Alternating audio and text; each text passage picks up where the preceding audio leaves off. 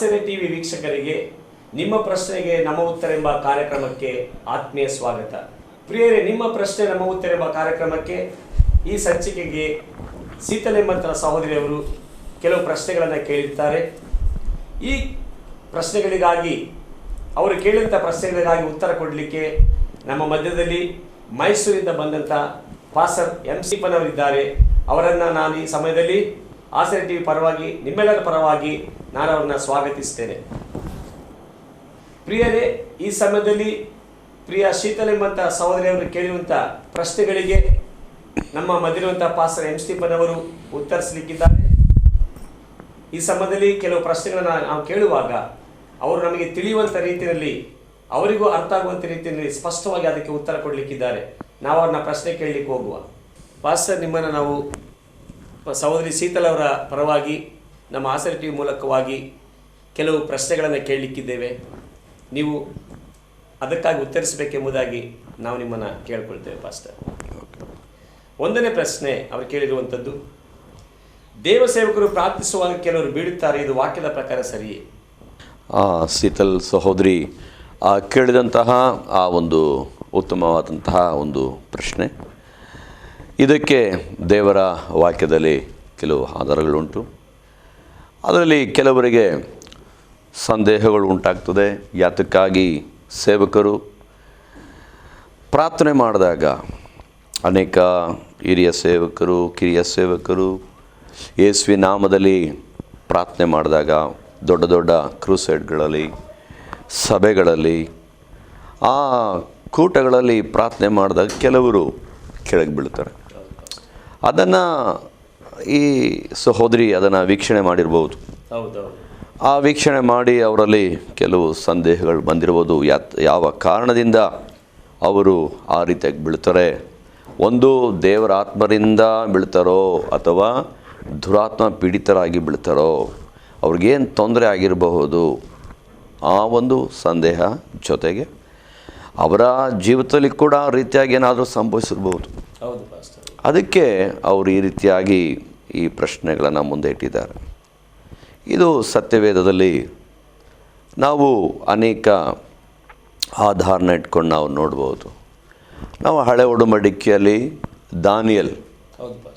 ದಾನಿಯೇಲನು ಹೂಲ ಎಂಬ ಕಾಲುವೆಯಲ್ಲಿ ಅವನು ಅವನ ಸ್ನೇಹಿತರು ಇರ್ತಾರೆ. ಇದ್ದಂಥ ಸಮಯದಲ್ಲಿ ಅವನಿಗೆ ಒಂದು ದರ್ಶನ ಆಗ್ತದೆ. ಅಲ್ಲಿ ದೇವದೂತನು ಪ್ರತ್ಯಕ್ಷನಾಗಿ, ಆ ದೇವದೂತನನ್ನು ಇವನು ನೋಡಿದ ತಕ್ಷಣ ಹಾಗೇ ಬರುಳು ಕೆಳಗೆ ಬೀಳ್ತಾನೆ. ಬರುಳು ಬಿದ್ದು ಮೂಕನಾಗಿ ಏನು ಮಾತನಾಡೋಕ್ಕೆ ಇಲ್ಲ. ಆಗ ದೇವದೂತನು ಬಂದು ಅವನನ್ನು ತಟ್ಟಿ ಎಬ್ಬಿಸಿ, ನೀ ಭಯಪಡಬೇಡ ಅಂಥೇಳಿ ಅವನನ್ನು ಎಬ್ಬಿಸಿ ಎದ್ದು ನಿಲ್ಲಿಸಿದಾಗ ಅವನು ಎದ್ದು ನಿಂತ್ಕೊಳ್ತಾನೆ. ನಿಂತ್ಕೊಂಡ್ರೂ ಕೂಡ ಕಾಲುಗಳಲ್ಲಿ ಬಲ ಇರಲ್ಲ. ಆಗ ಮತ್ತೊಂದು ಸಾರಿ ಆ ದೇವದೂತನನ್ನು ಮುಟ್ಟಿದಾಗ ಆಗ ಅವನು ಬಲ ಹೊಂದಿ ಮಾತನಾಡೋದಕ್ಕೆ ಪ್ರಾರಂಭ ಮಾಡ್ತಾನೆ.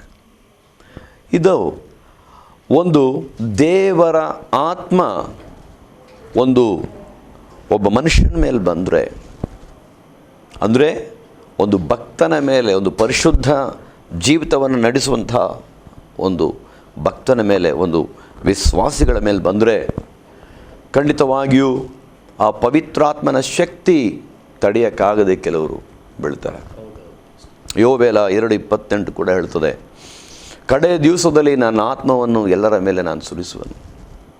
ಈ ದಿನಗಳು ಕಡೇ ದಿನಗಳಾಗಿರೋದನ್ನು ಖಂಡಿತವಾಗಿಯೂ ದೇವರು ತನ್ನ ಪರಿಶುದ್ಧ ಆತ್ಮವನ್ನು, ಅದು ಪರಿಶುದ್ಧವಾದಂತಹ ಯೇಸು ಕ್ರಿಸ್ತನ ವಾಕ್ಯಗಳನ್ನು ಅನುಸರಿಸಿ ಪರಿಶುದ್ಧವಾದ ಜೀವಿತವನ್ನು ನಡೆಸುವವರಿಗೆ ಮಾತ್ರ, ಅಂಥವರಿಗೆ ಈ ಪರಿಶುದ್ಧಾತ್ಮ ಅವರ ಮೇಲೆ ಸುರಿಸಲ್ಪಡ್ತದೆ. ಸುರಿಸಲ್ಪಟ್ಟಂಥ ಸಮಯಗಳಲ್ಲಿ ಆ ಶಕ್ತಿ ತಡೆಯೋಕ್ಕಾಗದೆ ಕೆಲವರು ಕೆಳಗೆ ಬೀಳ್ತಾರೆ. ಇದು ಆ ರೀತಿಯಾದಂತಹ ಒಂದು ಪವಿತ್ರಾತ್ಮನ ಕಾರ್ಯಗಳು. ಅಪೊಸ್ತಲ ಕೃತ್ಯ 1ನೇ ಅಧ್ಯಾಯ 8ನೇ ವಾಕ್ಯ ಕೂಡ ಹೇಳಲ್ಪಡ್ತದೆ, ಪವಿತ್ರಾತ್ಮನ ಬಲ ನಿಮ್ಮ ಮೇಲೆ ಬರಲು ನೀವು ಬಲವನ್ನು ಹೊಂದಿ. ಆಗ ನಿಶ್ಚಯವಾಗಿಯೂ ಈ ಪವಿತ್ರಾತ್ಮನ ಬಲ ನಮ್ಮ ಮೇಲೆ ಬಂದಾಗ, ಅದು ಅತ್ಯಂತಿಕವಾದಂಥ ಶಕ್ತಿ ನಮ್ಮ ಮೇಲೆ ಇಳಿದು ಬಂದಾಗ ಕೆಲವರಿಗೆ ಅದು ತಡೆಯೋಕ್ಕಾಗದೆ ಕೆಳಗೆ ಬಿಡ್ತಾರೆ. ಇನ್ನೊಂದು ಭಾಗ, ಹೀಗೆ ಪರಿಶುದ್ಧವಾದಂಥ ಜೀವಿತವನ್ನು ಜೀವಿಸಿ ದೇವರ ವಾಕ್ಯಗಳನ್ನು ಅನುಸರಿಸಿ ಪರಿಶುದ್ಧವಾದಂಥ ಜೀವಿತವನ್ನು ಜೀವಿಸಿ ಈ ಪರಿಶುದ್ಧವಾದಂಥ ವಾಗ್ದಾನಗಳನ್ನು ನೋಡಿಕೊಂಡು ಜೀವಿಸಿದವರಿಗೆ ಈ ರೀತಿಯಾದಂತಹ ಪರಿಶುದ್ಧಾತ್ಮನ ಒಂದು ಸುರಿಸುವಿಕೆ ಇರುವಾಗ, ಇನ್ನೊಂದು ಕಡೆ ಒಬ್ಬ ತಂದೆ ತನ್ನ ಮಗನನ್ನು ಕರ್ಕೊಂಡು ಬಂದು ಶಿಷ್ಯರಿಗೆ ಹೇಳ್ತಾನೆ, ಇದನ್ನು ಸ್ವಲ್ಪ ಈ ನನ್ನ ಮಗನಿಗೆ ಆಗಾಗ ದೆವ್ವ ಬಂದು ಹಿಡಿತದೆ, ಆಗಾಗ ಇವನನ್ನು ಬೆಂಕಿಗೂ ನೀರಿಗೂ ಇವನ್ನ ಕರ್ಕೊಂಡು ಹೋಗಿ ಇದು ಮಾಡ್ತದೆ. ಶಿಷ್ಯರ ಹತ್ರ ಬಂದಾಗ ಶಿಷ್ಯರು ಪ್ರಾರ್ಥನೆ ಮಾಡ್ತಾರೆ, ಬಿಡುಗಡೆ ಆಗಲ್ಲ. ಆಗ ಆ ಹುಡುಗನನ್ನು ಯೇಸುಸ್ವಾಮಿ ಹತ್ರ ಕರೆದುಕೊಂಡು ಬಂದಾಗ ಯೇಸುಸ್ವಾಮಿ ಆ ಹುಡುಗನ ಮೇಲಿರುವಂಥ ದೆವ್ವಗಳನ್ನು ಗದರಿಸಿದಾಗ ಅವನು ಕೆಳಗೆ ಬಿದ್ದು ಒದ್ದಾಡಿ ಬಾಯಿಂದ ನೊರೆಕಕ್ಕಿ ಹಾಗೆ ಆ ದುರಾತ್ಮ ಬಿಟ್ಟೋಗ್ತದೆ. ಹಾಗೆ ಕೆಲವರು ಪ್ರಾರ್ಥನೆ ಮಾಡಿದಾಗ ಕೆಲವರು ಬೀಳ್ತಾರೆ. ಅಂದರೆ ತನ್ನ ಜೀವಿತದಲ್ಲಿ ಪಾಪಕೃತ್ಯಗಳನ್ನು ಮಾಡಿ ಸೈತಾನನಿಗೆ ಅಧೀನರಾಗಿ ಸೈತಾನ ಕೃತ್ಯಗಳನ್ನು ಮಾಡುತ್ತಿರುವಂಥವರು, ಅವರಲ್ಲಿ ಈ ಕೆಟ್ಟ ಆತ್ಮಗಳು ಬಂದು ಸೇರಿಕೊಳ್ತವೆ. ಆಗ ದೇವಸೇವಕರು ಅಭಿಷಕ್ತರು ಪ್ರಾರ್ಥನೆ ಮಾಡಿದಾಗ ಈ ದುರಾತ್ಮ ಶಕ್ತಿಗಳು ಒಳಗಿರೋಕ್ಕಾಗಲ್ಲ. ಅವುಗಳು ಏನು ಮಾಡ್ತವೆ, ಸೊ ಆ ವ್ಯಕ್ತಿನ ಕೆಳಗೆ ಬಿಡಿಸಿ ಒದ್ದಾಡಿ ಆ ರೀತಿಯಾಗಿ ದುರಾತ್ಮಗಳು ಹೊರಗೆ ಹೋಗ್ತದೆ. ಆಗ ಒಂದು ವ್ಯಕ್ತಿ ಕೆಳಗೆ ಬಿದ್ದಾಗ ಅದು ಅವನ ಜೀವಿತ ಹೇಗಿತ್ತು ಅದ್ರ ಮೇಲೆ ತೀರ್ಮಾನ ಆಗ್ತದೆ. ಅವನು ಆತ್ಮನಿಂದ ಬಿದ್ದನ ಅಥವಾ ಶುದ್ಧಾತ್ಮನಿಂದ ಬೀಳಲ್ಪಟ್ಟನ ಅಂತೇಳಿ. ಸೊ ಆ ಸಹೋದರಿಗೆ ಇದು ಸರಿಯಾದ ಉತ್ತರ ಅವ್ರು ಸಿಕ್ಕಿದೆ ಅಂತ ನಾನು ಅನ್ನಿಸ್ತೇನೆ. ಒಂದು ಆ ವ್ಯಕ್ತಿ ಕೆಲವರಿಗೆ ಏನಾಗ್ತದೆ ಅಂತಂದರೆ, ಅವರು ದೇವರಾತ್ಮ ಆದರೆ ಅಭಿಷಕ್ತರು ಕರಗಳನ್ನಿಟ್ಟು ಪ್ರಾರ್ಥನೆ ಮಾಡಿದಾಗ ಕೆಲವರು ಬೀಳುತ್ತಾರೆ. ನಾವೇ ಪ್ರಾರ್ಥನೆ ಮಾಡಿದೆ ಎಷ್ಟೋ ಜನ ಆ ರೀತಿಯಾಗಿ ಅನುಭವ ಆಗಿದೆ. ಅವ್ರನ್ನೆಲ್ಲ ನಾವು ಕರೆದುಬಿಟ್ಟು ಕೇಳಿದ್ವಿ, ನಿನಗೇನು ಸಂಭವಿಸಿತು, ನಿನಗೇನಾಯಿತು ಅಂತ ಕೇಳಿದಾಗ ಅವ್ರು ಹೇಳುವಂಥ ಒಂದು ಮಾತು ಏನು ಅಂತಂದರೆ, ಈಗ ನನ್ನ ಮನಸ್ಸಿಗೆ ಶಾಂತಿ ಇದೆ, ಈಗ ನನ್ನ ಮನಸ್ಸಿಗೆ ಸಮಾಧಾನ ಇದೆ, ಈಗ ನನಗೆ ಒಂದು ಬಿಡುಗಡೆ ಆಯಿತು. ಈ ರೀತಿಯಾಗಿ ಅನೇಕ ಸಾಕ್ಷಿಗಳನ್ನು ನಾನು ಕೇಳಿದೆ. ಒಟ್ಟಾರೆ ಆ ದೇವರ ಆತ್ಮ ಒಬ್ಬರನ್ನ ಸ್ಪರ್ಶಿಸುವಾಗ ಅಲ್ಲಿ ದೇವರ ಆತ್ಮನ ಕ್ರಿಯೆಗಳುಂಟು. ಅಂದರೆ ಆ ಪ್ರಿಯ ಸಹೋದರಿ ಅವರ ಪ್ರಶ್ನೆಗೆ ಉತ್ತರ, ಒಂದು ನೀವು ಹೇಳಿದ ಪ್ರಕಾರವಾಗಿ ಒಂದು ಪವಿತ್ರಾತ್ಮನ ಅಭಿಷೇಕ ಬಂದಂಥ ಸಮಯದಲ್ಲೂ ಕೂಡ ಅವರು ಕೆಳಗಡೆ ಬಿದ್ದು ಒದ್ದಾಡುವಂಥ ಅನುಭವಗಳು, ಅಶುದ್ಧಾತ್ಮನ ಅವರ ಒಳಗಡೆ ಇರುವಂಥ ಸಮಯದಲ್ಲೂ ಕೂಡ ಬಿದ್ದು ಕೆಳಗಡೆ ಅಭಿಷೇಕ ಬರುವಾಗ ಬಿದ್ದು ಒದ್ದಾಡುವಂಥ ಅನುಭವಗಳು. ಹಾಗಾದರೆ ಸತ್ಯವೇದ ಆಧಾರದಲ್ಲಿ ಅವರ ಪ್ರಶ್ನೆಗೆ ಖಂಡಿತ ಉತ್ತರ ಇದು ಸರಿ ಪಾಸ್ಟರ್, ಖಂಡಿತ. ಸೊ ಅದೇ ಸಹೋದರಿ ನಮ್ಮ ಮಧ್ಯದಲ್ಲಿ ಎರಡನೇ ಪ್ರಶ್ನೆ ಕೇಳಿದ್ದಾರೆ, ಅದನ್ನು ನಾನು ನಿಮ್ಮ ಬಳಿ ಕೇಳ್ತೇನೆ. ಅದ್ಭುತ ಸೌಖ್ಯ ಇವತ್ತು ಇದೆಯೇ? ಈಗಲೂ ಅದ್ಭುತ ಸೌಖ್ಯ ಅಥವಾ ಅದ್ಭುತ ಒಂದು ವ್ಯಕ್ತಿಗೆ ರೋಗದಿಂದ ಬಿಡುಗಡೆ ಆಗ್ತದಾ, ಅದ್ಭುತ ಸೌಖ್ಯ ಆಗ್ತದಾ? ಖಂಡಿತವಾಗಿಯೂ ಆ ಸಹೋದರಿ ಕೇಳಿದಂತಹ ಪ್ರಶ್ನೆಗೆ ದೇವರ ವಾಕ್ಯದಲ್ಲಿ ಉತ್ತರ ಇದೆ. ನಾವು ಅದ್ಭುತ ಸೌಖ್ಯ ಅದು ಯೇಸು ಕ್ರಿಸ್ತನು ತನ್ನ ಶಿಲುಬೆಯನ್ನು ಹೊತ್ತುಕೊಂಡು ಆ ಶಿಲುಬೆಯಲ್ಲಿ ನಮಗೋಸ್ಕರ ಆತನು ನಮ್ಮ ಪಾಪಗಳನ್ನು, ನಮ್ಮ ಶಾಪಗಳನ್ನು, ನಮ್ಮ ವ್ಯಾಧಿಗಳನ್ನು ಶಿಲುಬೆ ಮೇಲೆ ಆತನು ಹೊತ್ತುಕೊಂಡನು. ಯೆಶಾಯ 53ನೇ ಅಧ್ಯಾಯ ಅದರಲ್ಲಿ 5ನೇ ವಾಕ್ಯ ಹೇಳ್ತದೆ, ಆತನ ಬಾಸುಂಡೆಗಳಿಂದ ನಾವು ಗುಣವಾದೆವು, ನಮ್ಮೆಲ್ಲರ ದೋಷ ಫಲಗಳನ್ನು ಯೆಹೋವನು ಆತನ ಮೇಲೆ ಹಾಕಿದನು. ಆಗ ಆ ವಾಕ್ಯ ಬಾಸುಂಡೆಗಳಿಂದ ಗುಣವಾದೆವು.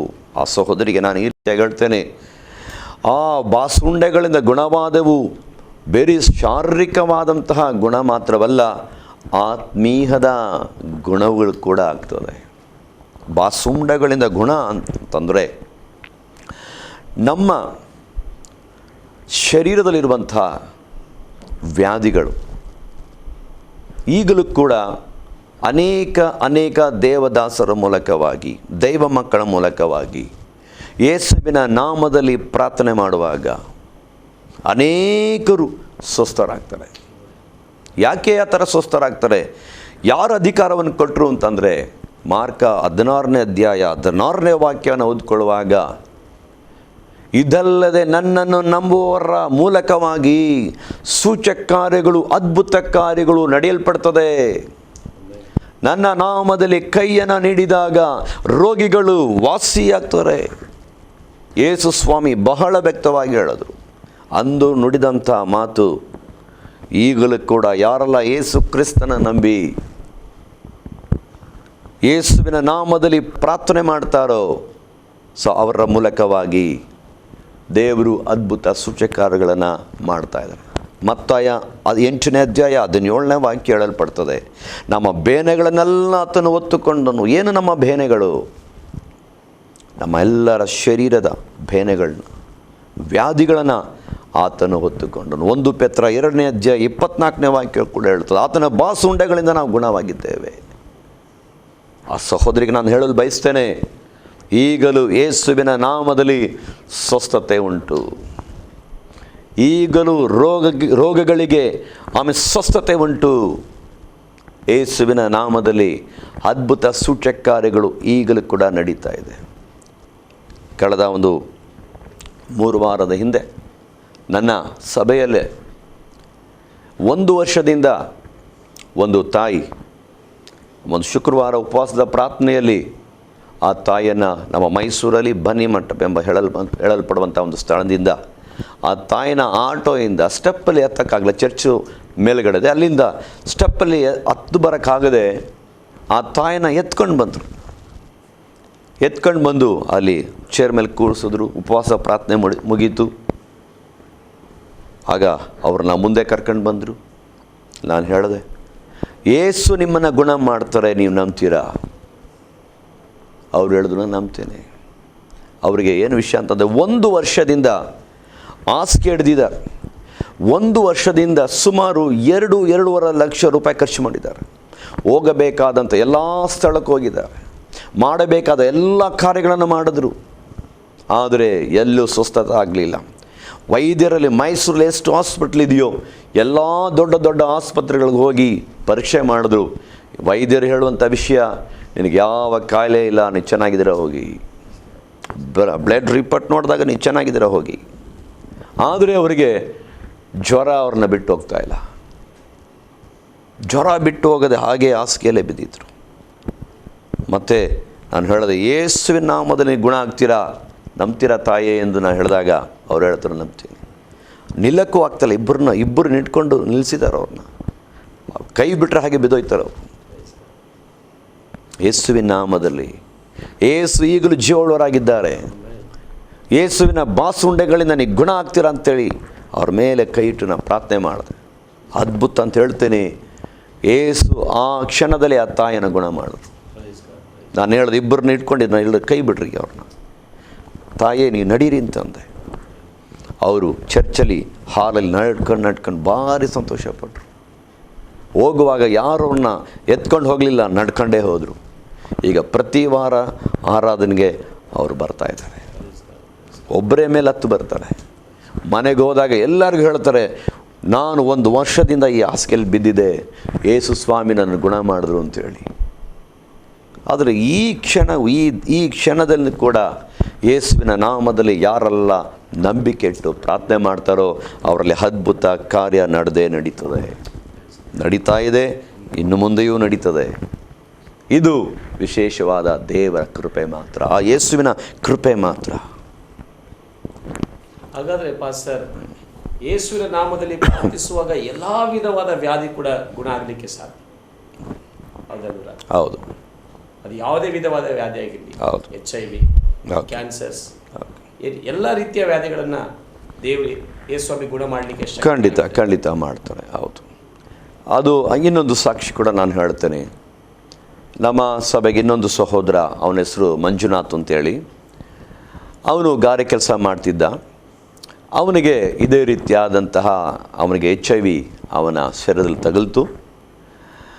ಅವನು ಒಂದು ಮರಣದ ಅವಸ್ಥೆ, ಹೇಳೋಕ್ಕಾಗದಂತಹ ಒಂದು ಅವಸ್ಥೆ, ಕೆಲಸ ಒಬ್ಬನೇ ಮಗ, ತಂದೆ ತಾಯಿಗೆ ಒಬ್ಬನೇ ಮಗ. ಅವನು ದುಡಿಬೇಕು, ಅವ್ರ ತಂದೆ ತಾಯಿನ ಸಾಕಬೇಕು. ಅಂಥ ಪರಿಸ್ಥಿತಿಯಲ್ಲಿ ಅವನಿಗೆ ಈ ರೋಗ ತಗಲಿದ ಮೇಲೆ ಅವನು ಏನು ಮಾಡಬೇಕು ಅಂತಲೇ ಗೊತ್ತಿಲ್ಲ.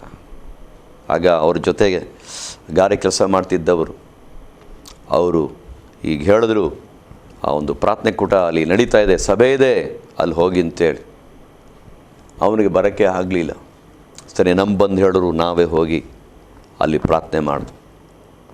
ಪ್ರಾರ್ಥನೆ ಮಾಡಿ ಅದ್ಭುತ ಅಂತ ಹೇಳ್ತೀನಿ, ಆ HIV ಹಿಡಿದಂತಹ ಸಹೋದರ ಮಂಜುನಾಥ್ ಅವನು ಅದ್ಭುತಕರವಾಗಿ ಯೇಸು ಸ್ವಾಮಿ ಅವನನ್ನು ಗುಣ ಮಾಡಿದ್ರು. ಕೇವಲ ಅವನಿಗೀಗ 24-25 ವರ್ಷ ಅಷ್ಟೇ. ಈಗ ನನಗಿಂತಲೂ ಆರೋಗ್ಯವುಳ್ಳನಾಗಿದ್ದ.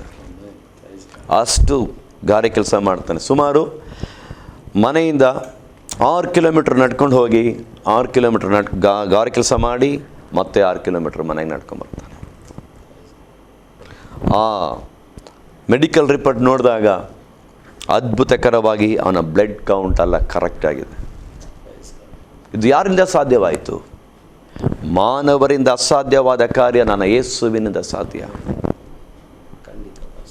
ಹಾಗೆ ನಂಬಿದರೆ, ಯೇಸು ಸ್ವಾಮಿ ಹೇಳೋದು, ನಂಬಿದರೆ ದೇವರ ಮಹಿಮೆಯನ್ನು ಕಾಣುವಿ, ನಂಬಿದರೆ ದೇವರ ಮಹಿಮೆಯನ್ನು ಕಾಣುವಿ. ಈಗಲೂ ಕೂಡ ಅದ್ಭುತ ಸೂಚಕ ನಿಂತು ಹೋಗಿಲ್ಲ ಸಹೋದರಿಯೇ, ಅದ್ಭುತ ಸೂಚಕ ಈಗಲೂ ನಡೀತಾ ಇದೆ. ನಂಬಿಕೆಯಿಂದ ಪ್ರಾರ್ಥನೆ ಮಾಡಿದವರಿಗೆ ದೇವರು ಖಂಡಿತವಾಗಿ ಅದ್ಭುತ ಕಾರ್ಯಗಳು ಮಾಡಿದೆ. ಸತ್ಯವೇದವನ್ನು ಪರಿಶೋಧನೆ ಮಾಡಿದಾಗ ಎಲ್ಲ ಕಡೆಗೂ ಬರೆಯಲ್ಪಟ್ಟಿದೆ, ದಾಖಲೆಯಾಗಿ ಬರೆಯಲ್ಪಟ್ಟಿದೆ. ಅದ್ಭುತ ಸೂಚಕ ಕಾರ್ಯಗಳು ಸತ್ಯವೇದದಲ್ಲಿಯೂ ಬರೆಯಲ್ಪಟ್ಟಿದೆ. ಈಗ ಅನೇಕರು ಜೀವಂತ ಸಾಕ್ಷಿಗಳಾಗಿದ್ದಾರೆ. ಅದ್ಭುತ ಸೂಚಕ ಕಾರ್ಯಗಳು ನಡೀತಾನೆ ಇದೆ. ವೈದ್ಯರಿಂದ ಅಸಾಧ್ಯವಾದ ಕಾರ್ಯಗಳು ನಮ್ಮ ದೇವರಿಂದ ಸಾಧ್ಯವಾಗ್ತಿದೆ.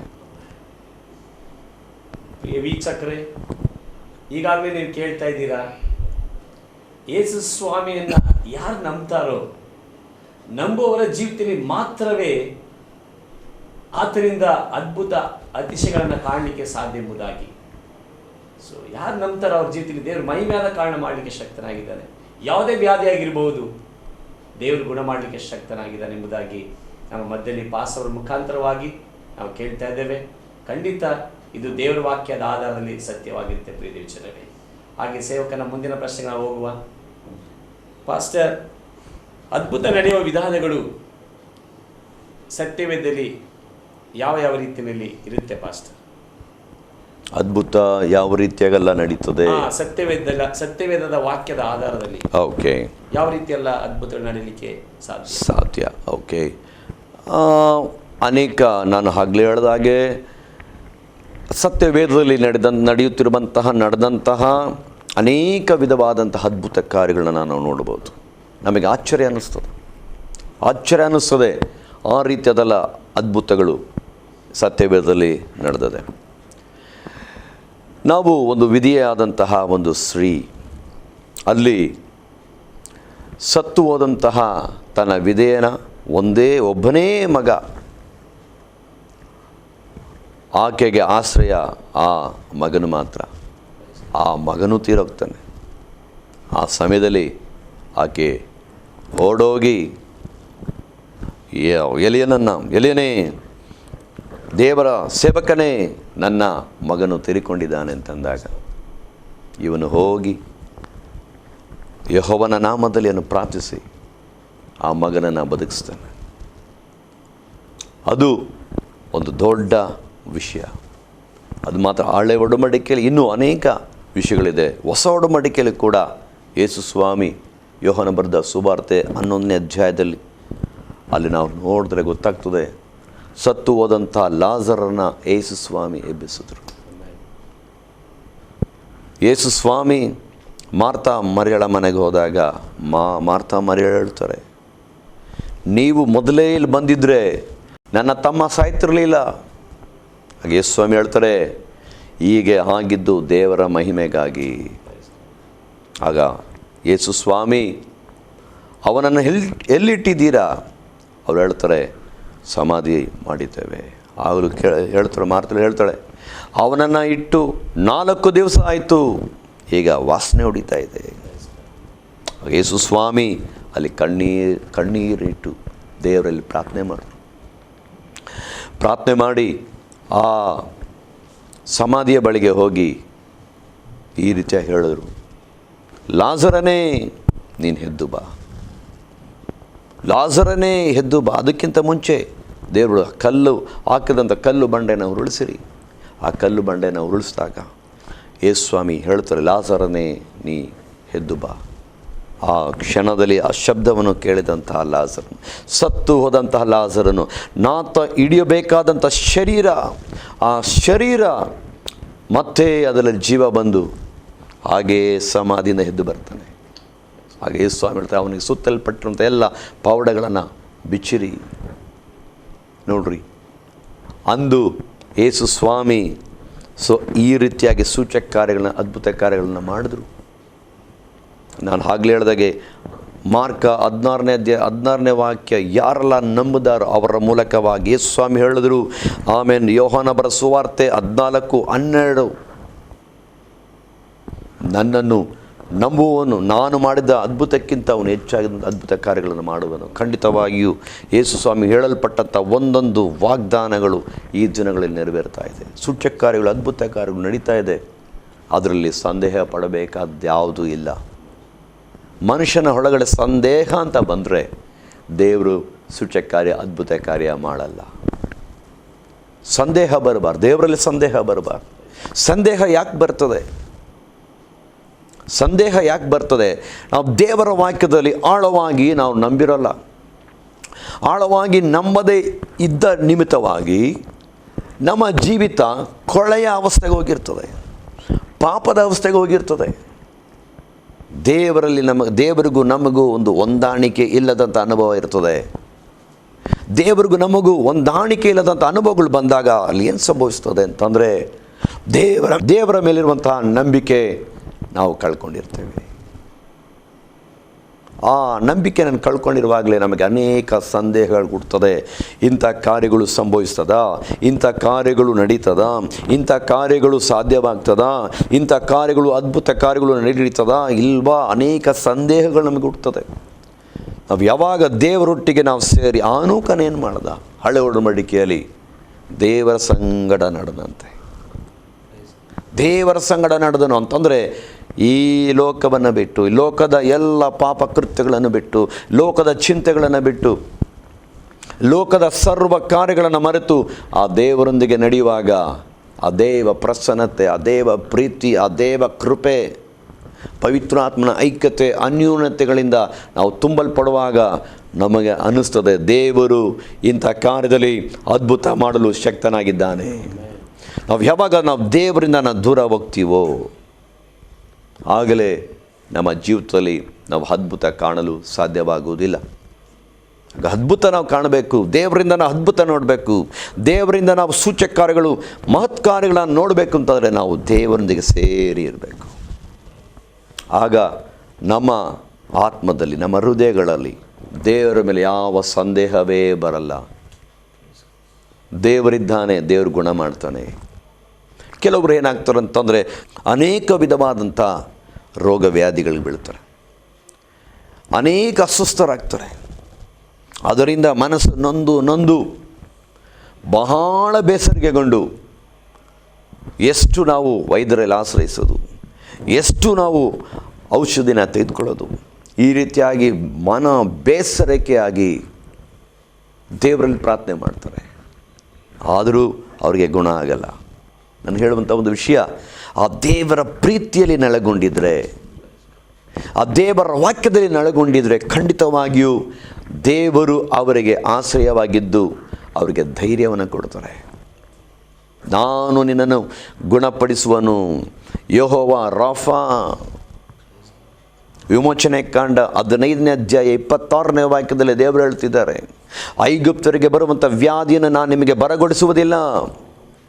ಯೆಹೋವ ರಾಫಾ ನಾನಾಗಿದ್ದೇನೆ. ಯೆಹೋವ ರಾಫಾ ಆರೋಗ್ಯದಾಯಕನು. ಆರೋಗ್ಯದಾಯಕನಾದಂಥ ಆ ಶಿಲುಬೆಯ ಮೇಲೆ ನಮಗಾಗಿ ಜೀವ ಕೊಟ್ಟಂಥ, ನಮಗಾಗಿ ಆತನ ಬಾಸುಂಡೆಗಳಿಂದ ನಾವು ಗುಣವಾಗಿದ್ದೇವೆ. ಅದನ್ನು ಯಾರು ನಂಬ್ತಾರೋ ಖಂಡಿತವಾಗಿಯೂ ಎಂತಹ ಮಾರಕ ವ್ಯಾಧಿ ಇದ್ದರೂ ಕೂಡ ಯೇಸು ಅವರನ್ನು ಗುಣ ಮಾಡಿಸ್ತಾನೆ. ನಂಬಿಕೆಯಿಂದ ಇದನ್ನು ವೀಕ್ಷಿಸುವಂತಹ ಸಹೋದರ ಸಹೋದರಿಯ ನಾನು ಹೇಳ್ತೇನೆ, ಅನುಭವದಿಂದ ಅನೇಕರ ಸಾಕ್ಷಿಗಳನ್ನು, 100 ಸಾಕ್ಷಿಗಳನ್ನು ನಾನು ನೋಡಿ ನಿಮ್ಗೆ ಹೇಳ್ತಿದ್ದೇನೆ, ಯೇಸುವನ ನಂಬಿರಿ, ಆತನ ಗಾಯಗಳ ಹಸ್ತವು ನಿಮ್ಮನ್ನು ಮುಟ್ಟಿ ನಿಮ್ಮನ್ನು ಗುಣ ಮಾಡುವುದು. ನಿಮ್ಮ ಮಾರಕವಾದಂಥ ವ್ಯಾಧಿಗಳನ್ನು ದೇವರು ನಿಮ್ಮನ್ನು ಗುಣ ಮಾಡ್ತಾರೆ. ಉಡುಪಿಯಲ್ಲಿ, ಇಲ್ಲೇ ಆ ಸ್ಥಳ ನನಗೆ ಸರಿಗೆ ಗೊತ್ತಿಲ್ಲ, ಉಡುಪಿಯಿಂದ ಸ್ವಲ್ಪ ಈ ಕಡೆ, ಅಲ್ಲಿ ಒಂದು ಆಂಟಿ, ಅವರು ಕೂಡ ಅವರಿಗೆ ಹೇಳೋಕ್ಕಾಗದಂಥ ಅನೇಕ ವ್ಯಾಧಿಗಳು, ತುಂಬ ವ್ಯಾಧಿಗಳು. ಅವರು ಫೋನ್ ಮಾಡಿದಾಗಲೇ ಹೇಳ್ತಾರೆ, ಪಾಸ್ಟರ್ ನಮಗಾಗಿ ಪ್ರಾರ್ಥನೆ ಮಾಡಿ, ನನಗಾಗಿ ಪ್ರಾರ್ಥನೆ ಮಾಡಿ, ನನಗಾಗಿ ಪ್ರಾರ್ಥನೆ ಮಾಡಿ. ನಾವು ಪ್ರಾರ್ಥನೆ ಮಾಡ್ತಾ ಇರ್ತೀವಿ. ಅವರು, ಪಾಸ್ಟರ್ ನನಗೆ ಗುಣ ಆಗ್ತಾಯಿಲ್ಲ. ನಾನು ನೇರವಾಗಿ ಅವರ ಬಳಿಗೆ ಹೋಗಿ, ಯೇಸು ಕ್ರಿಸ್ತನ ಪ್ರೀತಿ, ಯೇಸು ಕ್ರಿಸ್ತನ ಮೇಲೆ ನಂಬಿಕೆ ನೀಡ್ರಿ, ಯೇಸು ನಿಮ್ಮನ್ನು ಗುಣ ಮಾಡ್ತಾರೆ. ಅವರು ಅವರ ವ್ಯಾಧಿಗಳಿಂದ, ಅವರ ಕಷ್ಟಗಳಿಂದ ಚಿಂತೆ ಮಾಡಿ ಅವರಿಗೆ ಡಿಪ್ರೆಸ್ ಆಗಿಬಿಟ್ಟಿತ್ತು. ನಾನು ಸತ್ತೋಗ್ತೀನಿ, ಬೇಗ ಸತ್ತೋಗ್ತೀನಿ, ಈ ಕಾಯಿಲೆಗಳಿಂದ ನಾನು ಬೇಗ ಸತ್ತೋಗ್ತಾ ಇದ್ದೀನಿ. ಆದರೆ ಸಣ್ಣ ಸಣ್ಣ ವಿಷಯಗಳೇ ಅವರಿಗೆ, ಇದರಿಂದ ನಾನು ಸತ್ತೋಗ್ತಾಯಿದ್ದೀನಿ ಅಂತೇಳಿ ತುಂಬ ಡಿಪ್ರೆಸ್ ಆಗಿಬಿಟ್ಟಿದ್ರು. ಹೋಗಿ ದೇವರ ವಾಕ್ಯವನ್ನು ಹೇಳಿ ನಾನು ಹೇಳಿದೆ, ನಿಮ್ಮನ್ನು ಗುಣ ಮಾಡುವವರು ಯೇಸು ಸ್ವಾಮಿ ಇದ್ದಾರೆ, ನೀವು ಚಿಂತೆಗೊಳಗಾಗಬೇಡ್ರಿ, ಭಾರಕ್ಕೊಳಗಾಗ್ರಿ, ಮಾನವ ಧೈರ್ಯವನ್ನು ತೆಗೆದುಕೊಳ್ಳ್ರಿ, ಯೇಸುವಿನ ಮೇಲೆ ಭರವಸೆ ಇಡ್ರಿ, ಯೇಸು ನಿಮ್ಮನ್ನು ಗುಣ ಮಾಡೇ ಮಾಡ್ತಾರೆ. ಕೆಲವು ವಾಕ್ಯಗಳನ್ನು ನಾನು ತೆಗೆದುಕೊಟ್ಟೆ ಅವರಿಗೆ. ಈ ಯೆಶಾಯ 53ನೇ ಅಧ್ಯಾಯ 5ನೇ ವಾಕ್ಯ, 107ನೇ ಕೀರ್ತನೆ 20ನೇ ವಾಕ್ಯ, ದೇವದೂತನೋ ಎಂಬಂತೆ ತನ್ನ ವಾಕ್ಯವನ್ನು ಕಳಿಸಿ ಅವರನ್ನು ಗುಣಪಡಿಸಿದನು. ಇದೆಲ್ಲ ನಾನು ಹೇಳ್ಕೊಟ್ಟು, ನಾನು ನಂಬ್ರಿ ಆಂಟಿ, ನೀವು ಗುಣ ಆಗ್ತೀರಾ. ಅವ್ರು ಹೇಳಿದ್ರು, ನನಗೆ ಆಸ್ತಿನೂ ಬೇಡ, ಏನೂ ಬೇಡ, ನಾನು ಸತ್ತೋಗ್ತಾ ಇದ್ದೀನಿ, ನನ್ನ ಜೀವ ಹೋಗ್ತಾ ಇದೆ. ಯಾವಾಗ ದೇವರ ವಾಕ್ಯವನ್ನು ಅವ್ರಿಗೆ ಹೇಳಿದಾಗ ಅವರು ನಂಬಿ ಅರಿಕೆ ಮಾಡಿ ಇವತ್ತು ಸ್ವಸ್ಥರಾಗಿದ್ದಾರೆ. ಇದನ್ನು ಬಿಡಿಸಿದ್ದು ಯಾರು? ಪಾಸ್ಟರ್ಗಳಲ್ಲ, ಜೀವಿಸುವಂಥ ಯೇಸು ಸ್ವಾಮಿ ಮಾತ್ರ ಅದ್ಭುತ ಮಾಡಿದ್ದು. ಪಾಸ್ಟರ್, ಮತ್ತೆ ನಿಮ್ಮನ್ನ ನೆಕ್ಸ್ಟ್ ನಾನು ಪ್ರಶ್ನೆ ಕೇಳಲಿಕ್ಕಿದ್ದೇನೆ. ಹೇಳಿ.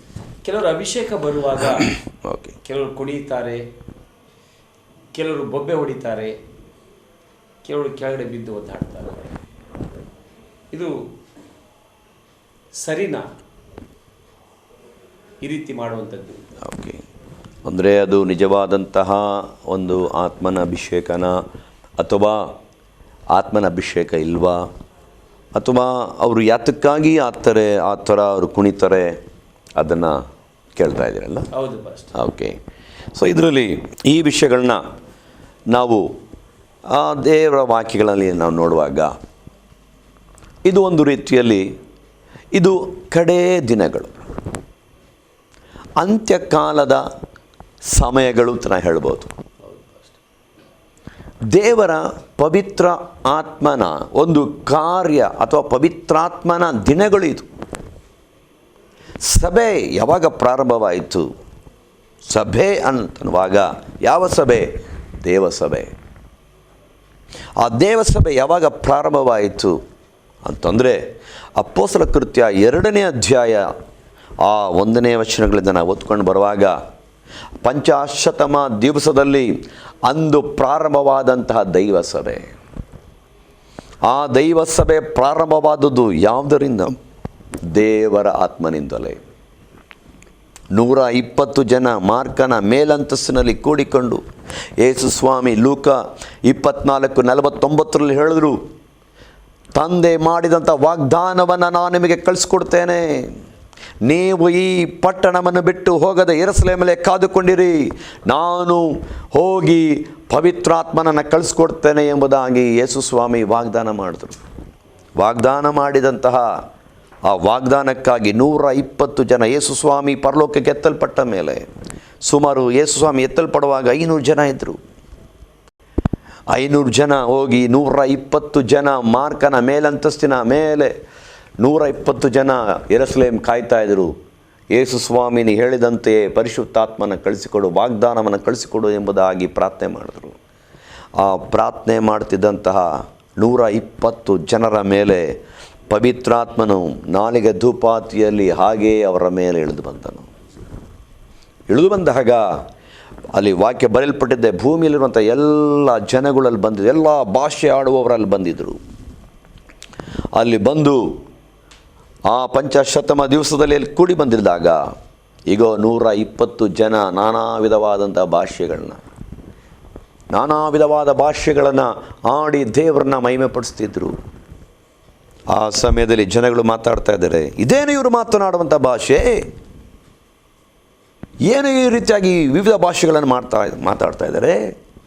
ಗಲೀಲಿಯ ಭಾಷೆ, ಇಬ್ರಾಯಿ ಭಾಷೆ, ಅದು ಇದು ಅಂತೇಳಿ ಅನೇಕ ವಿಧವಾದಂಥ ಚರ್ಚೆಗಳಲ್ಲಿ ನಡೀತಿತ್ತು.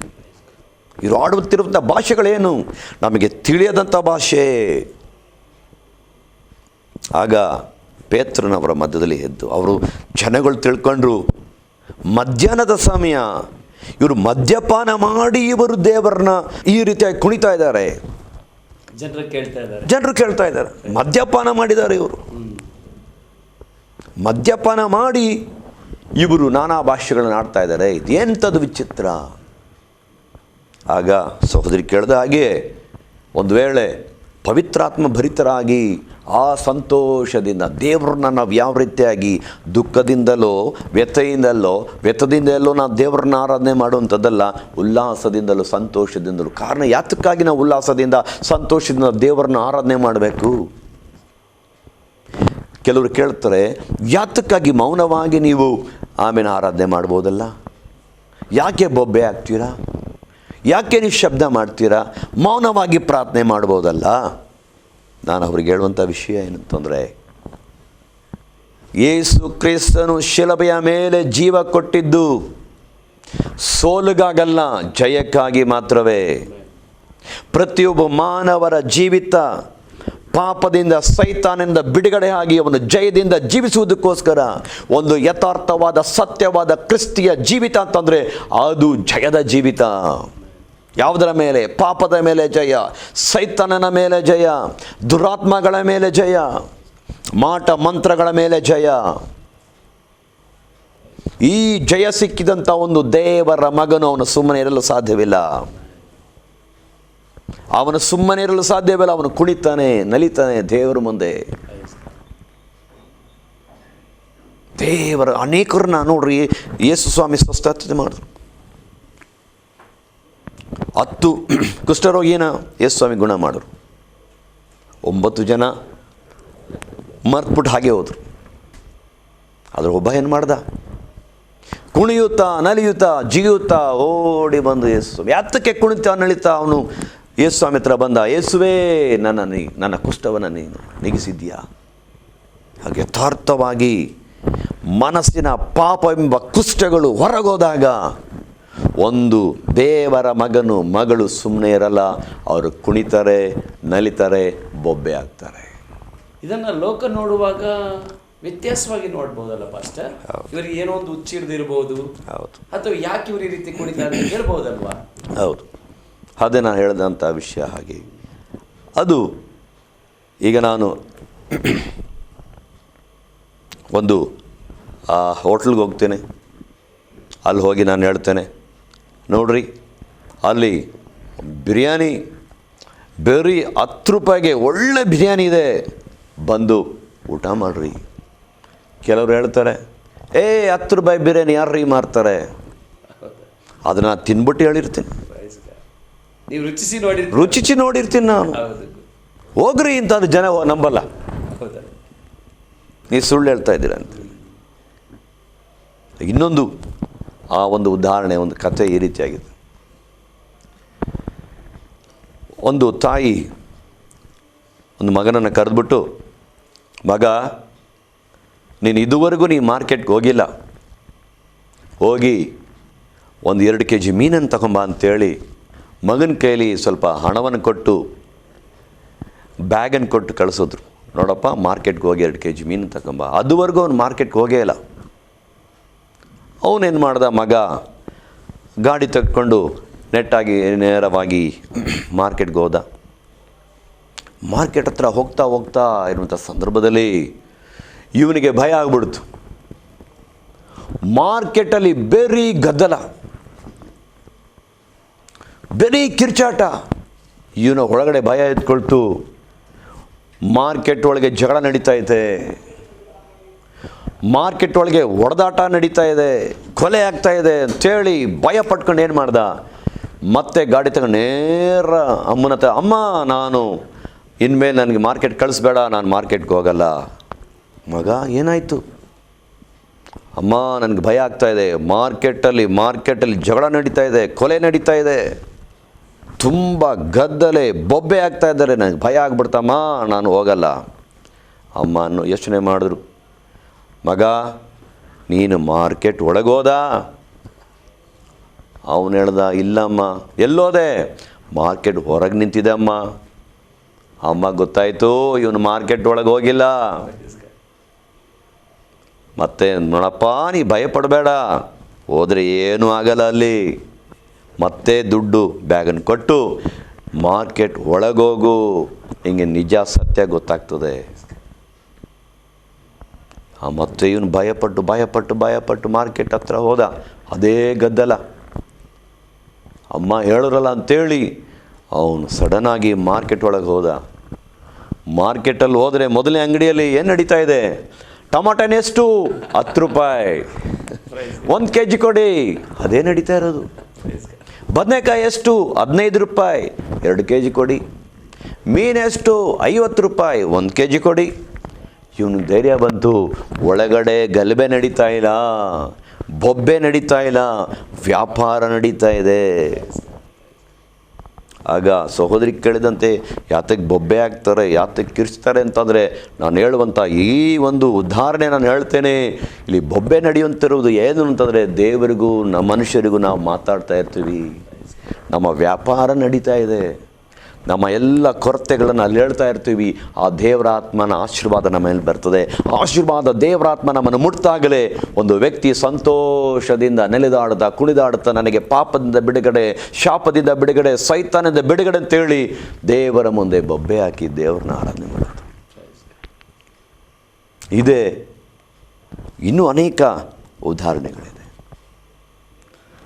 ಕೆಲವು ಒಂದು ಮ್ಯಾಜಿಕ್ ಅವನು ಏನು ಮಾಡ್ದ, ಜನಗಳೇ ಬನ್ನಿ, ನಿಮಗೆ ಈ ಮೊಟ್ಟೆ ಇಲ್ಲಿಂದ ಅಲ್ಲಿಗೆ ಉರುಳೋದನ್ನು ನಾನು ತೋರಿಸ್ತೀನಿ ಅಂತ ಜನಗಳನ್ನೆಲ್ಲ ಕರೆದ. ಬನ್ನಿ ಬನ್ನಿ ಬನ್ನಿ ಅಂತಂದಾಗ ಜನಗಳೆಲ್ಲ ಕೂಡಿ ಬಂದರು. ನೋಡಿ ಈ ಮೊಟ್ಟೆ ಇಲ್ಲಿ ನಾನು ಇಡ್ತೇನೆ, ಅದು ಇಲ್ಲೇ ಅಲ್ಲಿಂದ ಹೋಗ್ತದೆ ನೋಡ್ರಿ ಅಂತ ಜನಗಳೆಲ್ಲ ಕೂಡಿ ಬಂದರು. ಮೊಟ್ಟೆ ಅಲ್ಲಿ ಇಟ್ಬಿಟ್ಟು, ಮೊಟ್ಟೆ ಇಲ್ಲಿಂದ ನೀ ಅಲ್ಲಿ ಹೊರಡು ಹೇಳ್ದ. ಜನಗಳೆಲ್ಲ ನೋಡ್ತಾ ಇದ್ದಾರೆ, ಇವನು ಟಮಟೆ ಬಾರಿಸ್ತಾ ಇದ್ದಾನೆ. ಇದ್ದಕ್ಕಿದ್ದಂತೆ ಮೊಟ್ಟೆ ಹಾಗೇ ಉರುಳ್ಕೊಂಡಲ್ಲಿ ನೋಡ್ರಿ. ಜನಗಳೆಲ್ಲ ಕೈ ತಟ್ಟಿದ್ರು, ಏನು ಇದು ಆಶ್ಚರ್ಯ, ಏನು ಆಶ್ಚರ್ಯ, ಮೊಟ್ಟೆ ಹೆಂಗೆ ಹೋಯ್ತಲ್ಲ ಅಂತ. ಅದರಲ್ಲಿ ಒಂದೇ ಒಂದು ಟ್ರಿಕ್ಸ್ ಏನಿತ್ತು ಅಂತಂದರೆ, ಆ ಮೊಟ್ಟೆ ಸ್ವಲ್ಪ ಅದನ್ನು ಮೇಲಿರುವಂಥ ಸಿಪ್ಪೆಯನ್ನು ತೆಗೆದು ಅಲ್ಲಿ ಒಳಗಿದ್ದಂಥ ಓಳೆಲ್ಲ ಹೊರಗೆ ತೆಗೆದು, ನೀವು ನೋಡಿರ್ಬೋದು ಜೀರುಂಡೆ, ನೀವು ನೋಡಿರ್ಬೋದು ಈ ಹುಳಗಳು, ಜೀರುಂಡೆಗಳು. ಆ ಜೀರುಂಡೆನ ಒಳಗಾಕಿ, ಆ ಜೀರುಂಡೆ ಎಂಬ ಹುಳವನ್ನು ಒಳಗಾಕಿ ಈ ಮೊಟ್ಟೆ ಮತ್ತೆ ಆ ಸಿಪ್ಪೆನ ಹಾಗೆ ಮುಚ್ಚಿಟ್ಬಿಟ್ಟು ಅದನ್ನು ಬಿಸಿಲಲ್ಲಿ ರಸ್ತೆಯಲ್ಲಿ ಇಟ್ಟಾಗ ಸುತ್ತಲೂ ಕವರ್ ಆಗಿದೆ. ಬಿಸಿಲು ಈ ಮೊಟ್ಟೆಗೆ ಹೊಡೆದಾಗ ಜೀರುಂಡೆಗೆ ಒಳಗೆ ನಿಲ್ಲಕ್ಕಾಗ್ತಾ ಇಲ್ಲ. ಜೀರುಂಡೆ ಏನು ಮಾಡ್ತು, ಕೈನ ಇಟ್ಕೊಂಡು ಹಿಂಗೆ ಮಾಡೋಕ್ಕೆ ಶುರು ಮಾಡ್ತು. ಮಾಡಿದಾಗ ಈ ಮೊಟ್ಟೆ ಏನಾಯಿತು, ಇದ್ದಕ್ಕಿಂದಂತೆ ಎಲ್ಲ ಪ್ರಾರಂಭವಾಯಿತು. ಹಾಗೆಯೇ ದೇವರ ಮುಂದೆ ದೇವರನ್ನ ಪ್ರಾರ್ಥನೆ ಮಾಡಿ ಆರಾಧನೆ ಮಾಡಿದಾಗ ಆ ಒಂದು ಶಕ್ತಿ, ಆ ಸೂರ್ಯನ ಶಕ್ತಿಗಿಂತಲೂ ಮಿಗಿಲಾದಂಥ ದೈವ ಶಕ್ತಿ ಮನುಷ್ಯನ, ಅಂದರೆ ದೈವ ಮಕ್ಕಳನ್ನ, ಪರಿಶುದ್ಧರಾದಂಥ ದೇವರ ಮಕ್ಕಳನ್ನ ಮುಟ್ಟಿದಾಗ ಆ ವ್ಯಕ್ತಿಯಲ್ಲಿ ಸುಮ್ಮನಿರಲು ಸಾಧ್ಯವೇ ಇಲ್ಲ. ಅವನು ಕುಣಿತಾನೆ, ನಲಿತಾನೆ, ಬೊಬ್ಬೆ ಹಾಕಿ ದೇವರನ್ನ ಆರಾಧನೆ ಮಾಡ್ತಾನೆ. ಅದೇ ನಿಜವಾದ ಸತ್ಯ. ಹಾಗೆ ನಾನು ಮುಂದೆ ನೋಡೋದಾದ್ರೆ, ಪ್ರಾರ್ಥನೆ ಮೂಲಕ ಸತ್ತವರು ಇಂದು ಕೂಡ ಹೇಳಲಿಕ್ಕೆ ಸಾಧ್ಯನಾ? ಅದಕ್ಕೆ ಸತ್ಯವೇದ್ದಲ್ಲಿ ಆಧಾರ ಇದೆಯಾ ಪಾಸ್ಟರ್? ಸತ್ಯವೇದದಲ್ಲಿ ನಾನು ಆಗಲೇ ಹೇಳಿದಾಗೆ ಅನೇಕ ಆಧಾರಗಳಿದೆ. ಪೌಲನು ಅವನು ಪ್ರಸಂಗ ಮಾಡ್ತಿದ್ದಂಥ ಸಮಯದಲ್ಲಿ ತಬಿತಾ ಎಂಬ ಹೇಳಂಥ ಒಂದು ಹುಡುಗಿ, ಅವಳು ಕೂಡ ತಬಿತಳನ್ನು ಪೌಲನು ಹೋಗಿ ಎಬ್ಬಿಸ್ತಾನೆ. ಅಂದರೆ ಮರಣದಿಂದ ಈಗಲೂ ಕೂಡ ಪ್ರಾರ್ಥನೆ ಮಾಡಿ ಅನೇಕ ಹೊರದೇಶದಲ್ಲಿಯೂ ನಮ್ಮ ದೇಶದಲ್ಲಿಯೂ ಅನೇಕರನ್ನ ಸತ್ತೊಬ್ಬರನ್ನ ಎಬ್ಬಿಸಿದಂಥ ಅನೇಕ ಸೇವಕರಿದ್ದಾರೆ. ಈಗಲೂ ಕೂಡ ಅಂಥ ಅದ್ಭುತಗಳು ನಡೀತಾ ಇದೆ. ಸತ್ಯವೇದದಲ್ಲಿ ಆಗಲೇ ನಾನು ಹೇಳಿದ ಹಾಗೆ ಲಾಜರನ್ನು ಕೂಡ ಯೇಸು ಸ್ವಾಮಿ ಎಬ್ಬಿಸಿದ್ರು. ಸತ್ತೊಬ್ಬರು ಕೂಡ ಅದು ಈಗಲೂ ಕೂಡ ಅಂತಹ ವರಗಳನ್ನು ಹೊಂದಿದಂಥ ಸೇವಕರು ಈಗಲೂ ಕೂಡ ಅದ್ಭುತ ಸೂಚಕ ಕಾರ್ಯಗಳನ್ನು ಮಾಡ್ತಾಯಿದ್ದಾರೆ. ನಮ್ಮ ಹುಣಸೂರಲ್ಲಿ ಮೈಸೂರು ಪಕ್ಕ ಇರುವಂಥ ಹುಣಸೂರು ಅಲ್ಲಿ ಸುರೇಶ್ ಎಂಬ ಹೇಳಲ್ಪಡುವಂತಹ ಒಂದು ಸೇವಕರಿದ್ದಾರೆ. ಅವರ ಸಭೆಯಲ್ಲಿ ಕೂಡ ನಡೆದಂಥ ಒಂದು ಘಟನೆ. ಅವರು ಆ ಸಭೆಯಲ್ಲಿ ವಿಶ್ವಾಸಿಗಳು ಹೋಗಿ ಒಂದು ಸತ್ತು ಹೋದಂತಹ ಒಂದು ವ್ಯಕ್ತಿಯನ್ನು ಪ್ರಾರ್ಥನೆ ಮಾಡಿದ್ರು. ಸತ್ತು ಹೋದಂತಹ ಒಂದು ಬುಡಗಟ್ಟ ಜನಾಂಗದಲ್ಲಿ ಕೆಲವು ರಕ್ಷಣೆ ಬಂದಿದ್ದರು. ಅವರು ಹೋಗಿ ಪ್ರಾರ್ಥನೆ ಮಾಡಿದಾಗ ಅಲ್ಲಿ ಒಂದು ವ್ಯಕ್ತಿ ಜೀವಂತನಾಗಿ ಎದ್ದು ಬಂದ. ಅದನ್ನು ನೋಡಿ ಅಲ್ಲಿ ಸುತ್ತಮುತ್ತಲಂತ ಎಲ್ಲರ ಜನರು ರಕ್ಷಣೆಗೆ ಬಂದು ಸುಮಾರು 3,500 ಜನ ಈಗ ಸಭೆಯಲ್ಲಿ ಅಂಗಾಂಗಗಳಾಗಿದ್ದಾರೆ. ಹುಣಸೂರಲ್ಲಿ ಸುರೇಶ್ ಹೇಳಲ್ಪಡುವಂತಹ ಒಂದು ಸಭಾಪಾಲಕರು ಈಗಲೂ ಕೂಡ ಯೇಸುವಿನ ನಾಮದಲ್ಲಿ ಸತ್ತವರು ಬದುಕಿ ಬರ್ತಾ ಇದ್ದಾರೆ. ಪಾಸ್ಟರ್, ಹಾಗೆ ನಾವು ನೋಡೋದಾದರೆ ಕೆಲವು ಪ್ರಾರ್ಥನಾ ಕೂಟಗಳಲ್ಲಿ ಕೆಲವರು ಮಾತ್ರವೇ ಸೌಖ್ಯ ಹೊಂದ್ತಾರೆ. ಓಕೆ.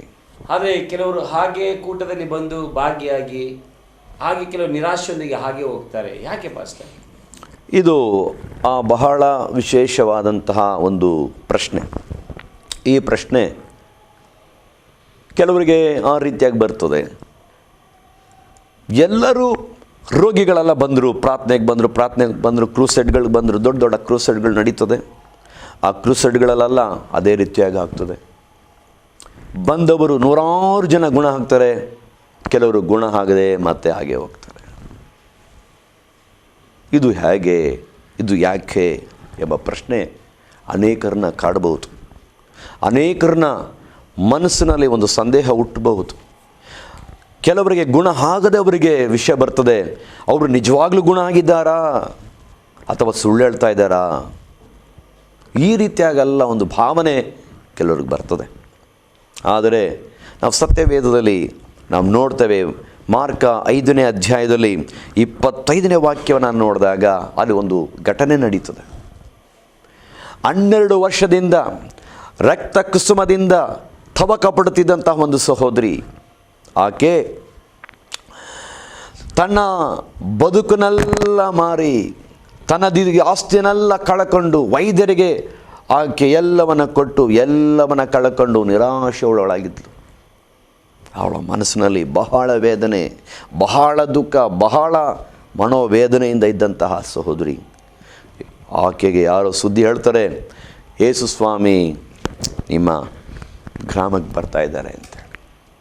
ಆಕೆ ಏನು ಮಾಡ್ತಾಳೆ, ಅವಳ ಒಳಗೆ ಒಂದು ನಂಬಿಕೆ ಬರ್ತದೆ. ಯಾವ ನಂಬಿಕೆ ಅಂತಂದರೆ, ಅವಳೇ ಯೇಸು ಸ್ವಾಮಿ ಎಲ್ಲೂ ತನ್ನ ಶಿಷ್ಯರಿಗೆ ಹೇಳಲಿಲ್ಲ, ಯಾರಾದರೂ ನನ್ನ ವಸ್ತ್ರವನ್ನು ಮುಟ್ಟರೆ ಗುಣ ಆಗ್ತೀರಾ ಅಂತ ಯೇಸು ಸ್ವಾಮಿ ಎಲ್ಲೂ ಬೋಧನೆ ಮಾಡಲಿಲ್ಲ, ಶಿಷ್ಯರಿಗೆ ಹೇಳ್ಕೊಡ್ಲಿಲ್ಲ, ಎಲ್ಲೂ ಪ್ರಚಾರ ಮಾಡಲಿಲ್ಲ. ಆಕೆಯ ಮನಸ್ಸಲ್ಲಿ ಬಂತು, ನಾನು ಯೇಸು ಕ್ರಿಸ್ತನ ಆತನ ವಸ್ತ್ರವನ್ನು ನಾನು ಮುಟ್ಟಿದರೆ ಸಾಕು ಗುಣ ಆಗ್ತೇನೆ. ಆ ನಂಬಿಕೆ ನೋಡ್ರಿ, ಈ ಯೇಸು ಸ್ವಾಮಿ ಮತ್ತು ಜನರು ಶಿಷ್ಯರೆಲ್ಲ ಗುಂಪಾಗಿ ಹೋಗ್ತಾ ಇದ್ದಾರೆ. 100 ಜನ ಹೋಗ್ತಾ ಇದ್ದಾರೆ. ಈಕೆ ಏನು ಮಾಡಿದ್ಲು, ಯೇಸುವಿನ ಹಿಂಬದಿಯಿಂದ ಬಂದು ಎಲ್ಲರ ಜನರೆಲ್ಲ ನುಗ್ಗಿ ಹತ್ರ ಹೋಗಿ ಯೇಸು ಹೋಗ್ತಾ ಇರೋಂಥ ಸಮಯದಲ್ಲಿ ಯೇಸುವಿನ ವಸ್ತ್ರವನ್ನು ಆಕೆ ಮುಟ್ತಾಳೆ. ಆಕೆಯ ಮನಸ್ಸಲ್ಲಿ ಬಂದಿದ್ದೇನು ಅಂದರೆ, ನಾನು ಯೇಸು ಕ್ರಿಸ್ತನ ವಸ್ತ್ರವನ್ನು ಮುಟ್ಟಿದರೆ ನಾನು ಗುಣ ಆಗ್ತೇನೆ ಎಂಬ ನಂಬಿಕೆ ಒಳಗೆ ಬಂತು. ಆಕೆ ಹೋಗಿ ನೇರವಾಗಿ ಹಿಂದಿನಿಂದ ಯೇಸು ಕ್ರಿಸ್ತನ ವಸ್ತ್ರವನ್ನು ಮುಟ್ಟಿದಾಗ 12 ವಾಕ್ಯ ಬರೆಯಲ್ಪಡ್ತದೆ. ನೀವು ಮಾರ್ಕ 5:25 ಹೋದ್ ನೋಡ್ರೆ ಗೊತ್ತಾಗ್ತದೆ. 12 ವರ್ಷದಿಂದ ರಕ್ತ ಕುಸುಮದಿಂದ ತಬಕ ಪಡುತ್ತಿದ್ದಂತಹ, ವೇದನೆ ಪಡುತ್ತಿದ್ದಂತಹ, ಆ ಪೀಡೆ ಎಂಬುದಾಗಿ ಬರೆಯಲ್ಪಡ್ತದೆ. ಅಷ್ಟು ವೇದನೆ ಪಡ್ತಿದ್ದಂತಹ ಆ ಸಹೋದರಿ ಆ ಕ್ಷಣದಲ್ಲಿ ಆಕೆ ಗುಣವಾದಳು. ಗುಣ ಆದ ತಕ್ಷಣ ಯೇಸು ಸ್ವಾಮಿ ಅಲ್ಲೇ ನಿಂತ್ಬಿಟ್ರು. ಯೇಸು ಸ್ವಾಮಿ ನಿಂತ್ಕೊಂಡು ಯಾರು ನನ್ನನ್ನು ಮುಟ್ಟಿದ್ದು, ಯಾರು ಮುಟ್ಟಿದ್ದು ಅಂತ ಸುತ್ತಲೂ ನೋಡ್ತಾ ಇದ್ದಾರೆ. ಆಗ ಶಿಷ್ಯರಿಗೆಲ್ಲ ಒಂದು ನಗು. ಇದೇನಪ್ಪ, ಏನು ಯೇಸು ಸ್ವಾಮಿನ ಕೇಳುವಂಥ ಮಾತಿದು, ನಿಮ್ಮನ್ನು ಯಾರು ಮುಟ್ಟಿದ್ರಾ? ಈಗೋ ನಾನು ಮುಟ್ಟಿದೆ, ಜನ ಮುಟ್ತಾ ಇದ್ದಾರೆ, ಎಲ್ಲರೂ ನಿಮ್ಮನ್ನು ಮುಟ್ಕೊಂಡು ತಳ್ಕೊಂಡು ಬರ್ತಾ ಇದ್ದಾರೆ.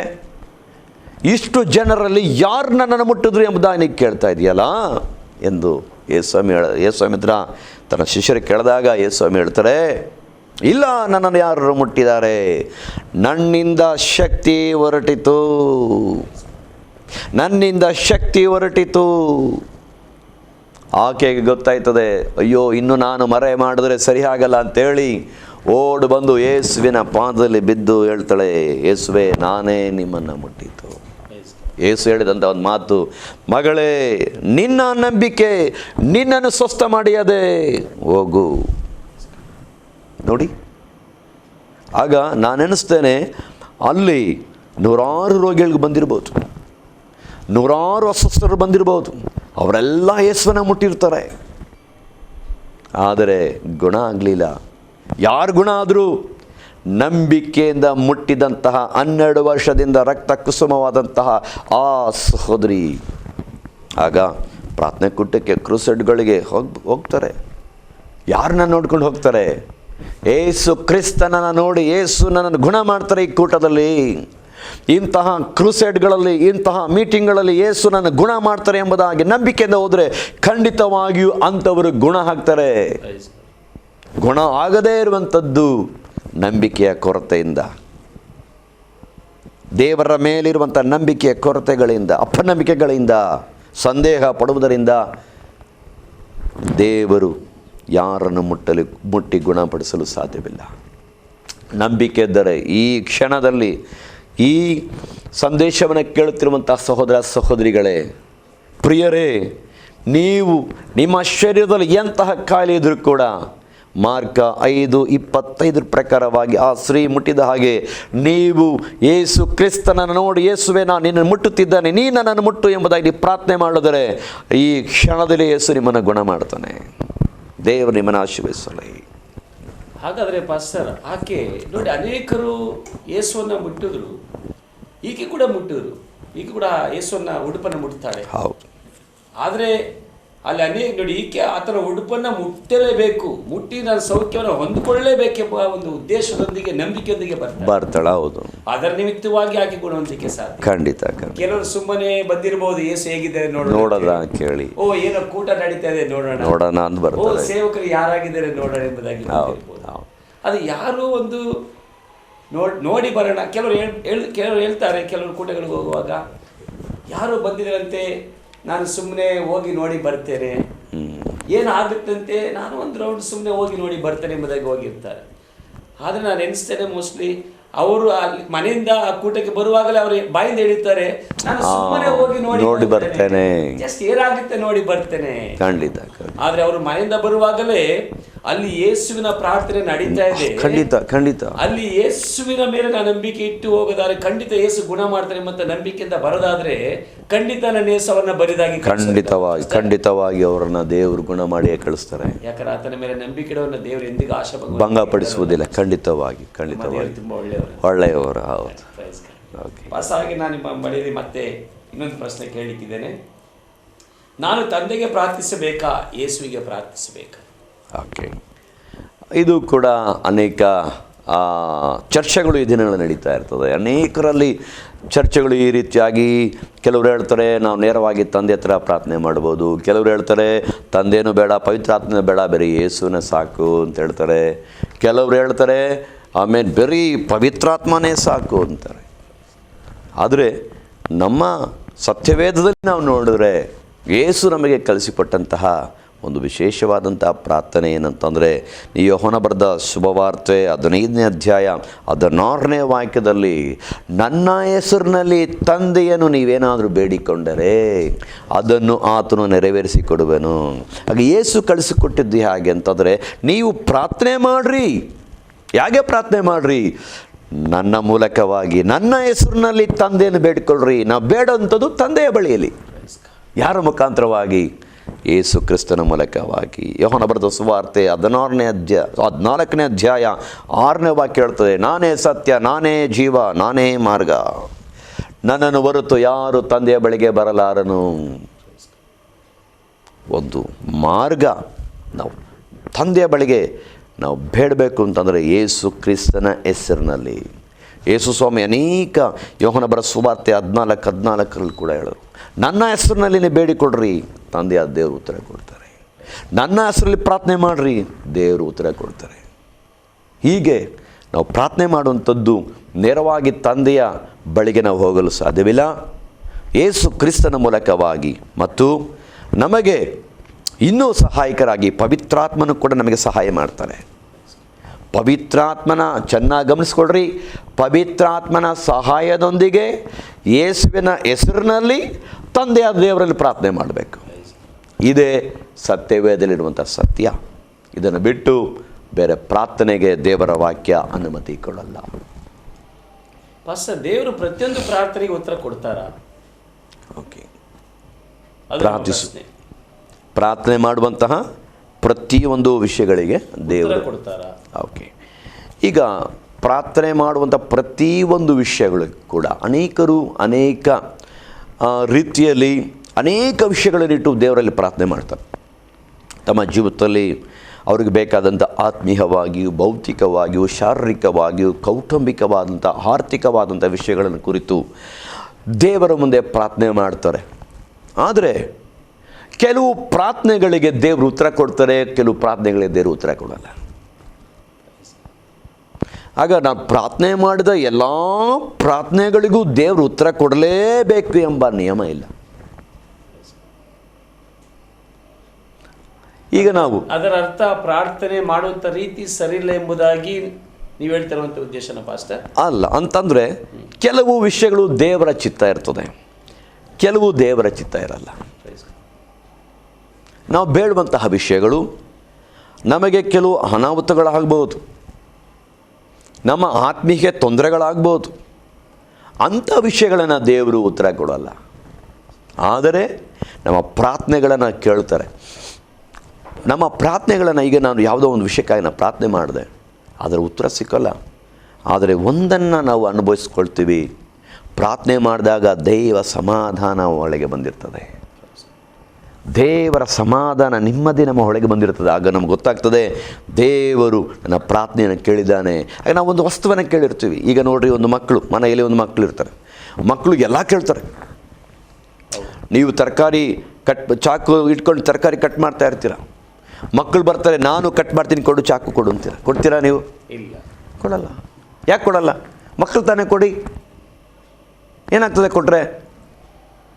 ಕೈ ಕಟ್ ಮಾಡ್ಕೊಳ್ತಾರೆ. ಆಗ ನಿಮ್ಮ ಪಕ್ಕದಲ್ಲೊಂದು ಬಿಸ್ಕೆಟ್ ಇರ್ತದೆ, ಅಮ್ಮ ನನಗೆ ಬಿಸ್ಕೆಟ್ ಕೊಡು, ಅಪ್ಪ ನನಗೆ ಬಿಸ್ಕೆಟ್ ಕೊಡು ಅಂತಾರೆ. ನೀವೇನು ಮಾಡ್ತೀರಾ?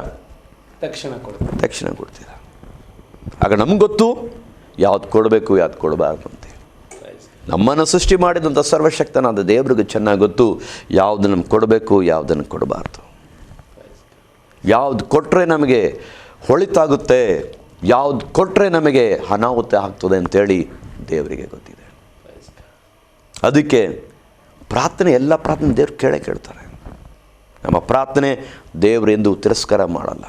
ಖಂಡಿತವಾಗಿಯೂ ಮಾಡುವಂಥ ಯೇಸು ಕ್ರಿಸ್ತನ ಹೆಸರಿನಲ್ಲಿ ಮಾಡುವಂಥ ತಂದೆಯಾದ ದೇವರಿಗೆ ಮಾಡುವಂಥ ಪ್ರತಿಯೊಂದು ಪ್ರಾರ್ಥನೆಯನ್ನು ದೇವರು ಕೇಳ್ತಾ ಇದ್ದಾರೆ. ಆದರೆ ನಾವು ಒಂದು ಕೆಲಸವನ್ನು ಮಾಡಬೇಕು. ದೇವರೇ, ನಿನ್ನ ಚಿತ್ತ ಇದ್ದರೆ ನನಗೆ ಸಿಕ್ಕಲಿ, ನಿನ್ನ ಚಿತ್ತಕ್ಕೆ ನಾನು ಒಪ್ಪಿಸ್ಕೊಡ್ತೇನೆ.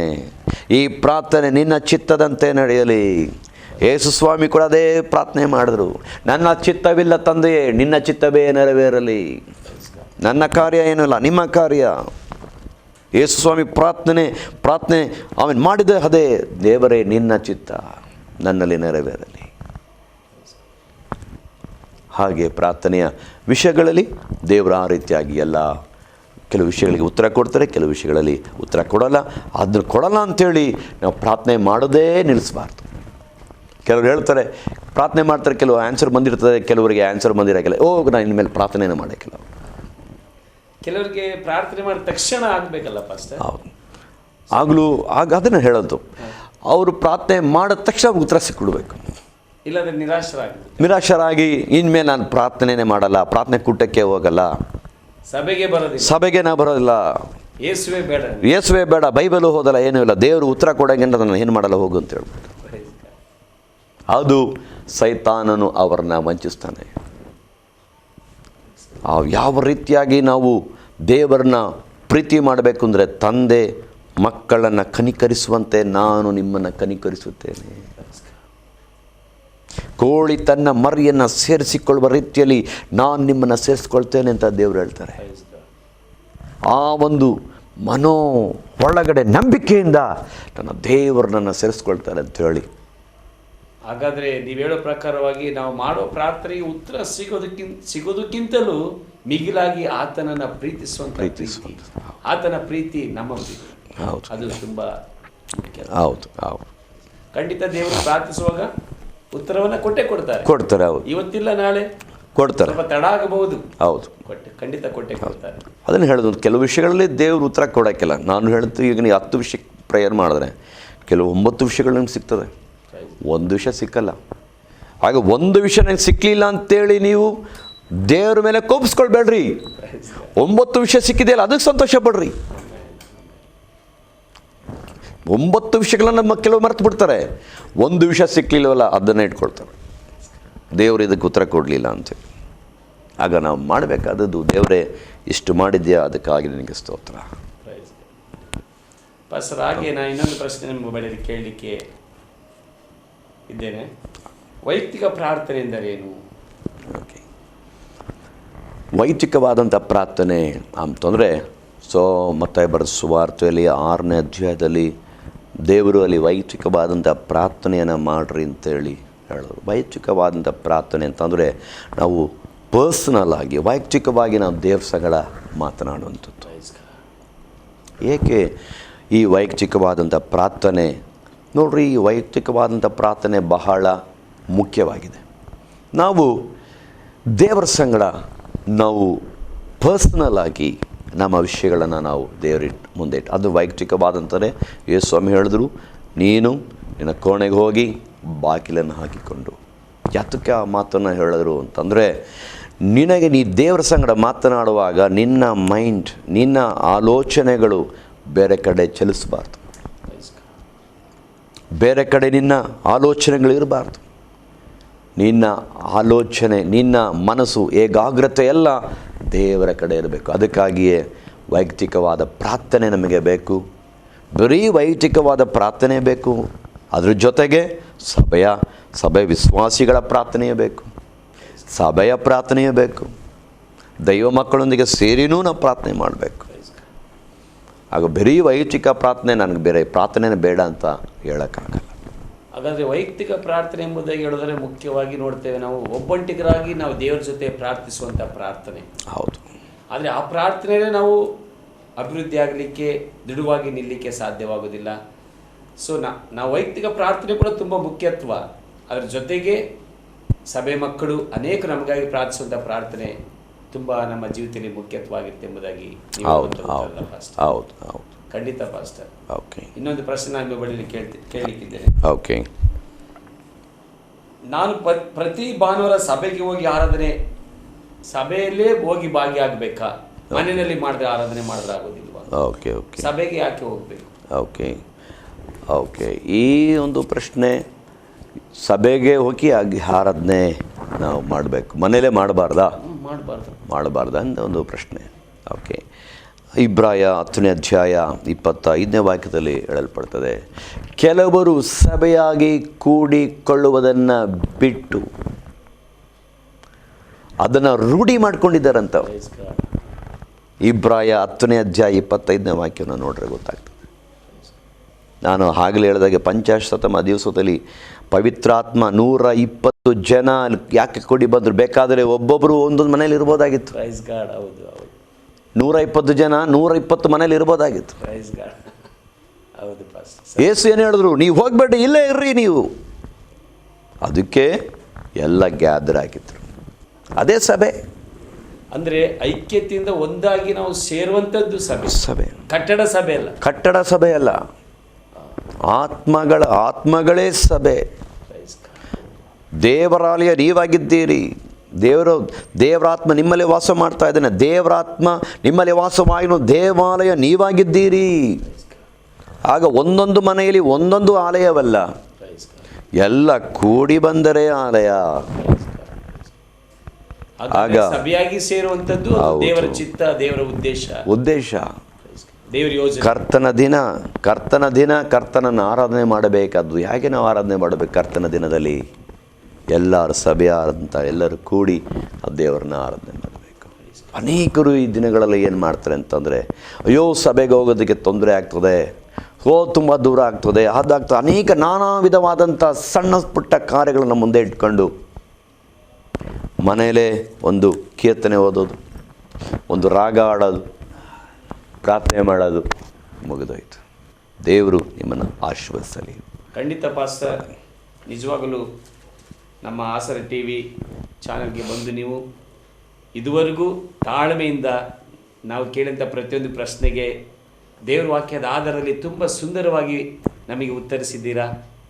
ಆ ಶೀತಲೆ ಮತ್ತು ಸಹೋದರಿ ಎಲ್ಲ ಪ್ರಶ್ನೆಗಳಿಗೆ ಅರ್ಥ ಆಗುವ ಮಟ್ಟಿಗೆ ಅವರಿಗೆ ಮಾತ್ರವಲ್ಲ, ಈ ಮಾಧ್ಯಮವನ್ನು ಟಿ ವಿಯನ್ನು ನೋಡುವಂಥ ಪ್ರತಿಯೊಬ್ಬರಿಗೂ ಅರ್ಥವಾಗುವಂಥ ರೀತಿಯಲ್ಲಿ ಪರಿಶುದ್ಧಾತ್ಮ ನಿಮ್ಮ ಮೂಲಕವಾಗಿ ನಮಗೆ ಒಳ್ಳೆಯ ಉತ್ತರವನ್ನು ಕೊಟ್ಟಿದ್ದಾರೆ. ಇದುವರೆಗೂ ತಾಳ್ಮೆಯಿಂದ ಬಂದು ನಾವು ಕೇಳಿದ ಪ್ರತಿಯೊಂದು ಈ ಪ್ರಶ್ನೆಗೆ ಉತ್ತರಿಸಿದಂಥ ನಿಮಗೆ ಆಸರೆ ಟಿ ವಿ ಮೂಲಕವಾಗಿ ನಿಮಗೆ ಧನ್ಯವಾದಗಳು.